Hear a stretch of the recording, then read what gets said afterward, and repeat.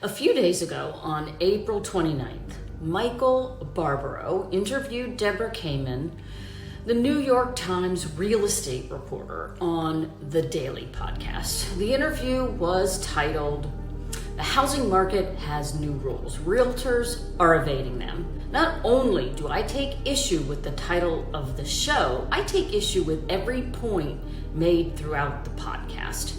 The information painting real estate agents as controlling and greedy was offensive and untrue.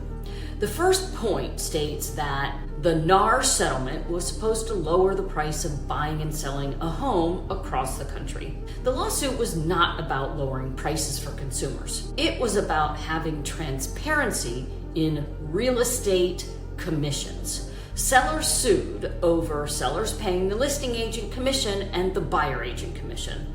The rules coming out of the suit gave sellers the option moving forward to either pay buyer's agents no commission, a fixed dollar amount, or a percentage of the purchase price. How is this supposed to lower prices? If sellers choose not to compensate a buyer's agent and prices are based on comparable sales with commissions included, sellers want to take advantage of the higher price when in reality they should be adjusting prices down by removing the buyer agent commission.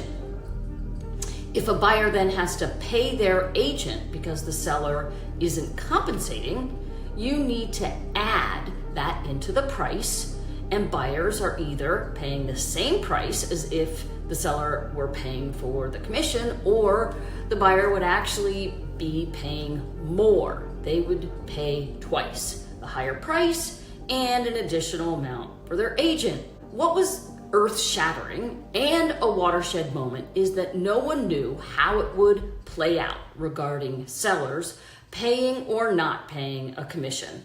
And as realtors, we had to deal with the commission information no longer being displayed in the MLS, which is our primary means of communicating with each other.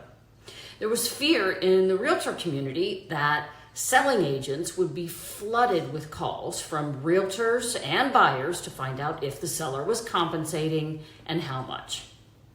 The sea change was whether sellers would compensate buyer agents, and if not, how buyers would react, and were buyer agents going to be cut out of the transaction because buyers didn't want to pay an agent separately.